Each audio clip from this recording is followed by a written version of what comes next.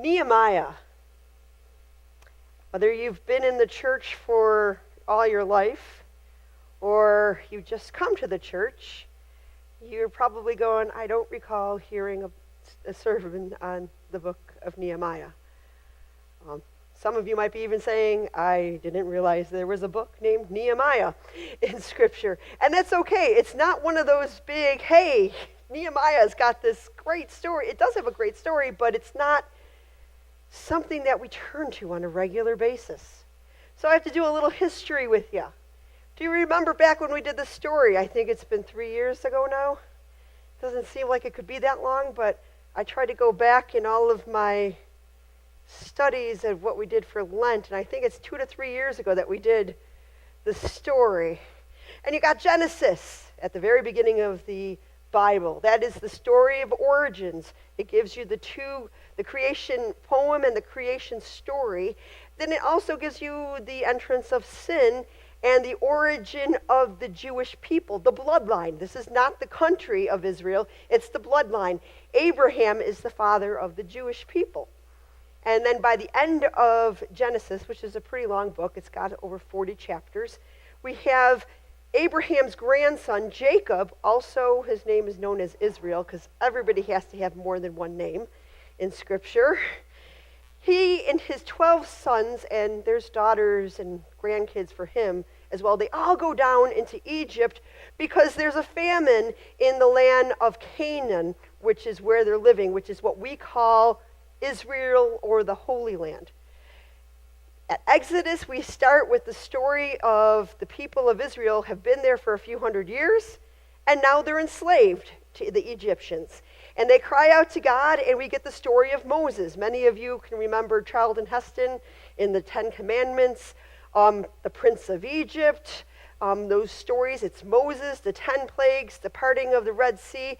The Jewish people leave Egypt, and now we get the birth of the nation of Israel from Exodus, Leviticus, Numbers, and Deuteronomy. Those 4 books tell us the story of Israel forming as a nation. The law is given, as well as a lot of laws are given at that point in time, because being a nation and a community, you need to have laws. You need to have, this is our shared values. And so Israel becomes a nation. They wander in the wilderness for 40 years throughout those books, and then we get to Joshua, and they get the land, and they move into what we now call the Holy Land, Israel and Palestinian area, and they also kind of go on the eastern side of the Jordan, which is what we call part of the Jordan, the country of Jordan now. Then we get the story of Judges and 1st and 2nd Samuel, 1st and 2nd Kings, and 1st and 2nd Chronicles, and this is pretty much the history of Israel after they come into the land to about 580-something BC, when the people of Israel are taken away into captivity in Babylonia. They are exiled. And so you get all the story of the kings at that point in time. And there's a division of the nation of Israel and all that stuff. But when we get to that Babylonian exile, what happens at that time is these big empires would come into being, and they would sweep across the land, and they would invade a nation, usually kill the king, set up somebody that would be an authority that's going to do the will of the emperor, and then they start to take people into exile. First, they get all of the smart people and the talented and skilled workers, and they usually go back to the city of, the capital city, and they use their skills for the emperor and the rich people. And then there's more waves of people leaving, because what they would do is they take most of the people out of their homeland and then disperse them. And actually, this time it's called the diaspora.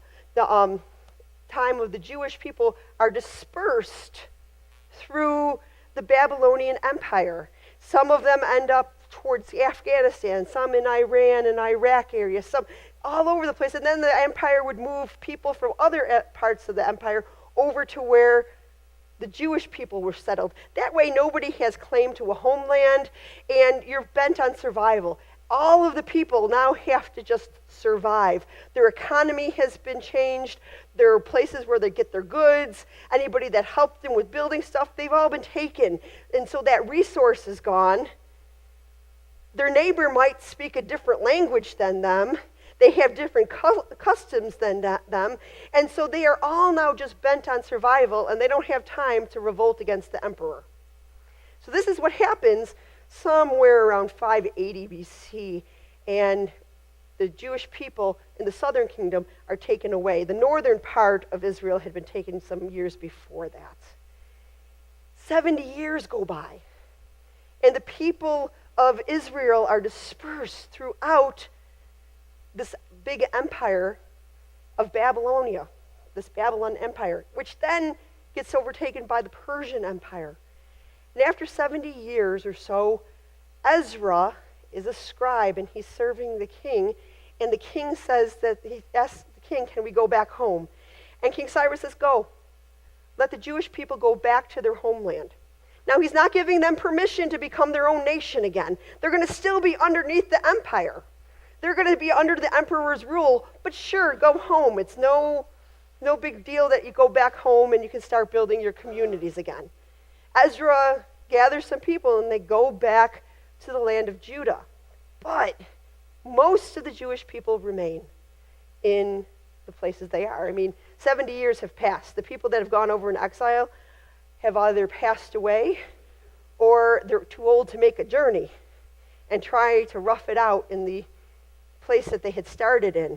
And their children have all grown up in Babylon, in these other regions, married other people. They've got grandchildren. They're all used to this other country. They're not used to the land of Israel. So why move? So this small amount of people go back to the homeland of Israel. In steps Nehemiah. Nehemiah is a builder. He's probably somewhat of a politician. He works with the king, and he gets word. People come back. They're traveling back and forth throughout the empire, and comes back from Judah, and he asks, how's it going? In Nehemiah's mind, is they're rebuilding. No, that's not the story. Jerusalem is still in shambles. The wall is still torn down. The gates have been burned. Our homeland is still in ruins. Now, they're not going to have an army. They're not going to have, the Jewish people are not going to be sovereign, but their homeland is still in ruins. The Jewish people, through all of this time, when they went to exile, they had to redefine themselves. They had to figure out what it meant to be the people of God when you are not in the land that was holy to you. Can we find God in a land that is foreign? Can we find God in a place that we are strangers? Can we find God here? And in those 70 years, we get recorded in the story of Daniel. We get the story of Esther is probably after the 70 years. That's probably while the people that stayed back in Babylon as they were building Jerusalem and Judah back up. But we get the story of God being found. And so when the people go back to Israel and they see everything in ruin, they have to re-figure out what does it mean to be Jewish. Because they're back there, but they don't have their temple. They're back there, but it doesn't look like it was. What does it mean to be Jewish here? Ezra the scribe says it means to keep the law. And so he starts to tell the people how to keep the law. No intermarriage. Keep the Sabbath. And he's working on the spiritual end of things. Nehemiah hears about the walls being destroyed, and he says we need something else to hang on to while we find our identity. That something else is going to give us a little oomph to find our identity. And he goes, we need those walls, we need the gate, we need that temple, we need a building project. Here at the first chapter, he's just in tears. He's crying because he's heard of the ruins of Jerusalem and Israel. Too often, it takes in my life things to turn into ruin before I act. So often, in my own life, I have to wait till I really get uncomfortable before change happens. We like things going as it is, and even when major things happen, we try to get back to normal as possible, as soon as possible. Let's get everything back to normal. Let's get it going so I don't feel like I've had a disruption. We want to make sure things stay where I'm comfortable, in the way I know. I'm sure many of you, I was talking to Shirley earlier this week, and she was telling me all the changes that happened to her house. You know, when they had a business there, they needed certain space, and so they had to build different entranceways and different hallways. Many of you in your own home, probably everything was fine until you started having kids, and then you realize that one bathroom just does not cut it, especially once they become teenagers. Because then, you know, and it's not just the girls. My brothers would take the longest showers you'd ever want to see and use up all of the hot water. So it's not just the girls who sit in the bathroom forever. So you don't have any hope even with Aiden. It's not just waiting till Olivia gets old enough. It is when you all of a sudden feel that uncomfortableness. You have a need. You either get a new house or you build on. You renovate. You redo a kitchen because you just need more counter space since you're cooking for more people. Or as your family has changed, as people have passed away, you're now hosting it at your house, and you need space to make the dinner. You need a bigger dining room so that people can come in. Or you need access for somebody in a wheelchair. And so all of those changes happen because we get uncomfortable. That's what's happening at Nehemiah. There's an uncomfortableness. And we're invited to come and look at that. We are new beginnings. But the name grows old unless we become new again tomorrow and next year. God is always doing a new thing. You get that story in Transfiguration. Jesus goes up to the mountain with 3 of the disciples. And as they're standing further away, Jesus all of a sudden is transformed, and they see Moses and Elijah with Jesus. And what does Peter say?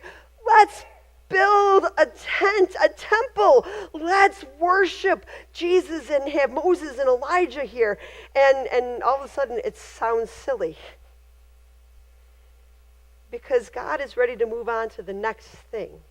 God is always doing something new. And unfortunately, it always takes us to get a little uncomfortable. We have to get a little uncomfortable before we start accepting a change or we start changing. So in our lives, what pile of debris do you have in your life that you've dressed up, prettied up, and you're trying to ignore? Is it a relationship that's broken? Is it finances that are broken? Is it you've been ignoring? Like I always told my grandfather, he was always trying to ignore that he couldn't do what he used to be able to do. And he'd try to do it anyways, which put him in more danger. It just added a lot of concern all around. So how do we stop ignoring the rubble that's part of all of our lives, the things that need to change? It's okay to cry. It's okay to sit down and cry about it. I've had lots of that tears in the last 3 months with my dad. Things aren't the same. Things aren't going to be the same. So how do we live into this new reality?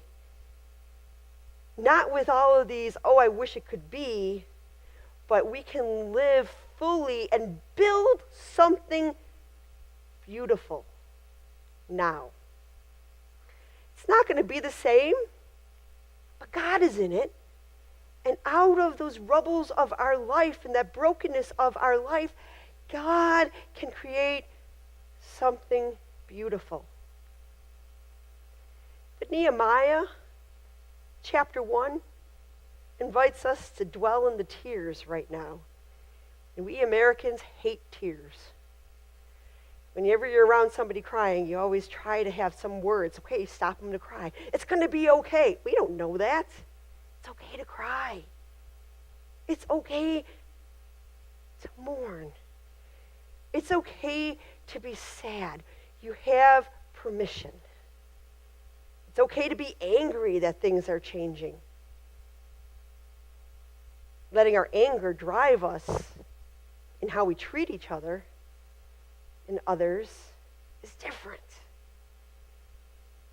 We can cry with hope because we have God of resurrection.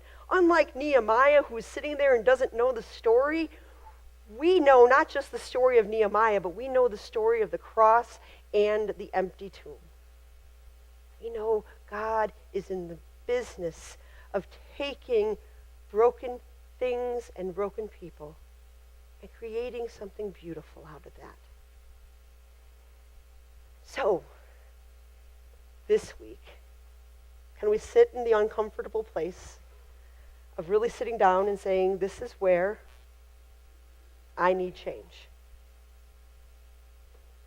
This is what God needs to work on me. I might need healing.